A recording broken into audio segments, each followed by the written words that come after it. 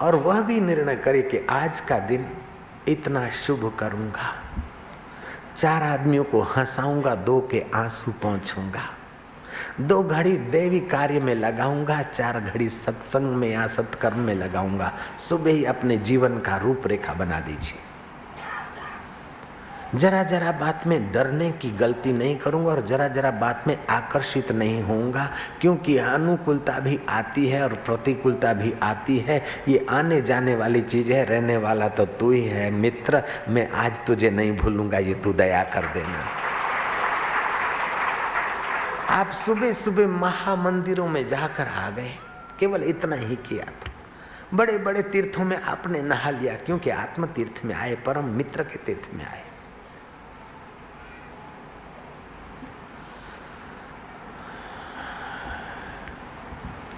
कवि कालिदास जा रहे थे बाजार से, एक माई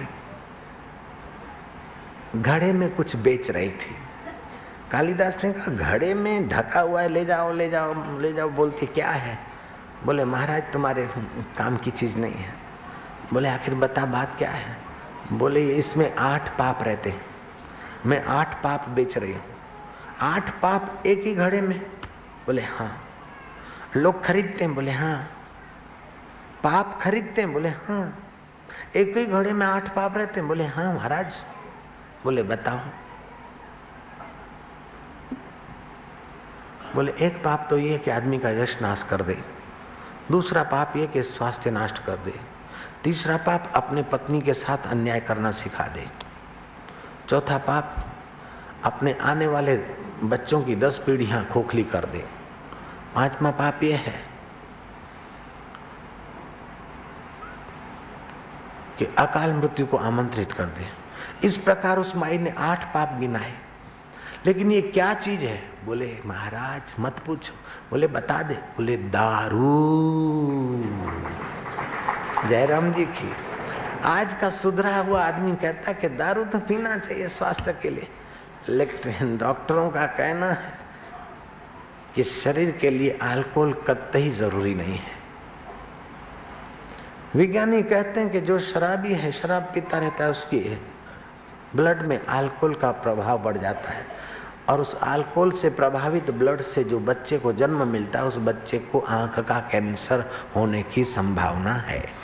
अगर बेटे को नहीं होगा तो बेटे के बेटे को होगा वारसागत, उसको नहीं हुआ तो उसके बेटे को होगा, उसको नहीं हुआ तो 30 के बेटे को हुआ, 30 को नहीं हुआ तो 30 के बेटे को, 30 के नहीं तो उसके, उसके नहीं तो उसके, 30 के, 30 के नहीं तो उसके बेटे को, बेटे के बेटे को, 30 के बेटे को होगा।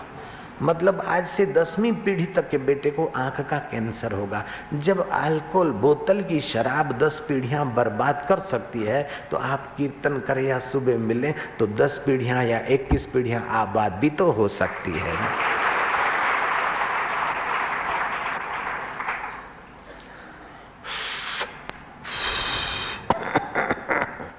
है क्या निकोटिन पॉइजन?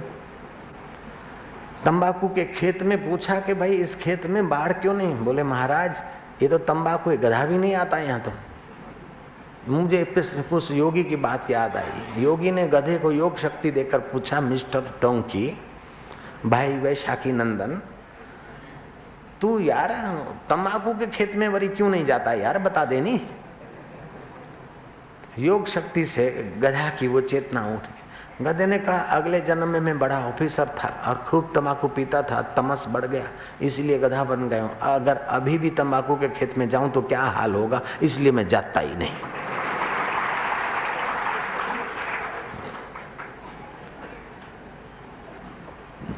कृष्ण कहते हैं ब्रह्मभूता प्रसन्न आत्मा न शोचती न कांक्षति। बहुत कीमती श्लोक है, बड़ा हितकारी श्लोक है। ब्रह्मभूत प्रसन्न आत्मा न शोचति न कांक्षति, समा सर्वेषु भूतेषु मद भक्ति लभते पराम। वह ब्रह्मभूत अवस्था को प्राप्त प्रसन्न मन वाला साधक न किसी के लिए शोक करता है और न किसी के लिए पदार्थ की इच्छा करता है। ऐसा संपूर्ण प्राणियों में समभाव वाला साधक मेरी परम भक्ति को प्राप्त हो जाता है। आकांक्षा होती कि ये मिले तो सुखी हो जाऊं, वो मिले तो सुखी हो जाऊं। जब उस परम मित्र से मिलना शुरू हो जाएगा तो बाहर के चीजों की सुख की गुलामी नहीं रहेगी, उसका आप उपयोग करोगे, उपभोग नहीं करोगे। उपयोग और उपभोग में फैसला है। भोजन कर रहे उपयोग से तो आपका स्वास्थ्य होगा, और उपभोग करोगे, स्वाद आए तो ज्यादा ठासोगे, बीमारी को आमंत्रण दोगे। पति पत्नी का मिलन है, बच्चे को जन्म देने के लिए आप एक दूसरे के शरीर का उपयोग करते तो ठीक है, लेकिन सेक्सी मजा लेते हो तो एक दूसरे की कमर तोड़ते।